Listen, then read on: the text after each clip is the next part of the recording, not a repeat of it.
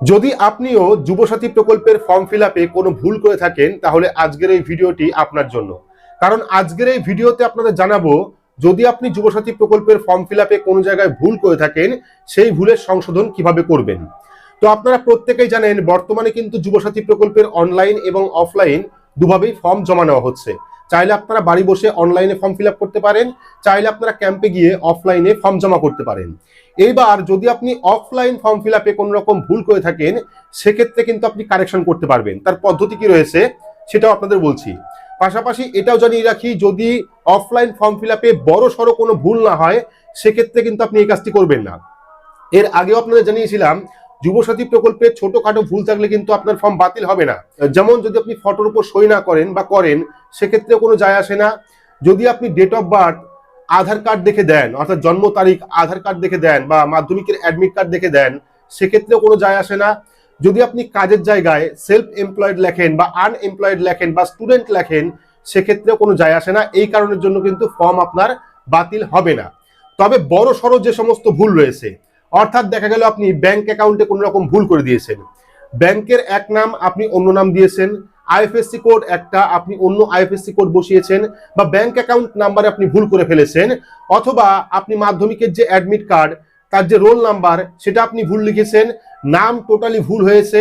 এইরকম যে বড় সড়ো ভুল যদি আপনারা করে থাকেন, তাহলে কিন্তু আপনি সংশোধন করতে পারবেন। কিভাবে করতে হয় তো আপনারা প্রত্যেকেই জানেন, ইতিমধ্যে কিন্তু অফলাইনে ক্যাম্পের মাধ্যমে ফর্ম জমা নেওয়া হচ্ছে। ফর্মগুলি কিন্তু অনলাইনে এন্ট্রি এখনই হচ্ছে না, সেটা 26 তারিখের পর থেকে অনলাইনে এন্ট্রি হবে।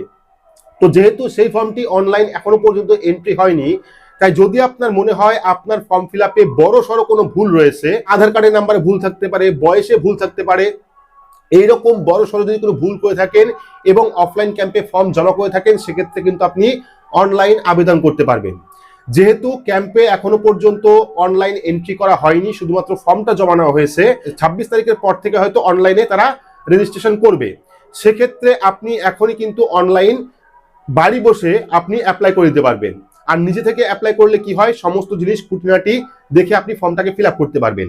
যখনই আপনি ফর্মটাকে সাবমিট করবেন, আপনি অ্যাকনোলেজমেন্ট স্লিপ বা দুয়ারে সরকার রেজিস্ট্রেশন নাম্বার পেয়ে যাবেন।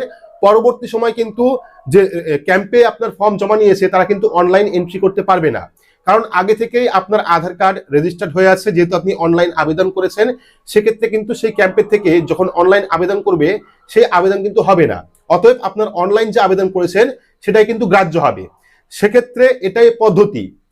যদি আপনি অফলাইন ফর্ম জমা করে থাকেন এবং আপনি মনে করেন যে আমার ফর্মে বড়সড় কোনো ভুল হয়ে গেছে, আপনি বাড়ি বসে অনলাইন আবেদন করতে পারেন, সেই ভুলটাকে সংশোধন করতে পারেন। বাকি যারা অনলাইন ফর্ম জমা করেছেন, অনলাইনে বিভিন্ন রকম সমস্যা রয়েছে, অনেকের বিভিন্ন জায়গায় ভুল রয়েছে, অনেকে ডকুমেন্ট ঠিকমতো আপলোড করতে পারেনি, সেক্ষেত্রে এখনো পর্যন্ত কিন্তু অনলাইনে কারেকশনের যে অপশন, সেই অপশনটা দেওয়া হয়নি।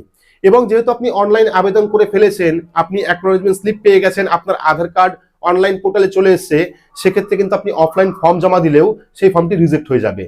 শুধুমাত্র অফলাইন ফর্ম জমা করলে আপনারা অনলাইন ফর্ম জমা করতে পারবেন, যতক্ষণ পর্যন্ত না আপনি দুয়ারে সরকার রেজিস্ট্রেশন পাচ্ছেন। তো এভাবেই কিন্তু আপনারা যুবসাথী প্রকল্পে কোনো রকম ভুল করলে আপনারা অনলাইন থেকে সংশোধন করতে পারবেন। তো এই গুরুত্বপূর্ণ আপডেট আপনাদের দেওয়া ছিল। আপনারা অনেক কমেন্ট করছিলেন, অনেক প্রশ্ন করছিলেন যে আমার এই সমস্ত জায়গায় ভুল হয়ে গেছে, সেক্ষেত্রে কারেকশন কিভাবে করব।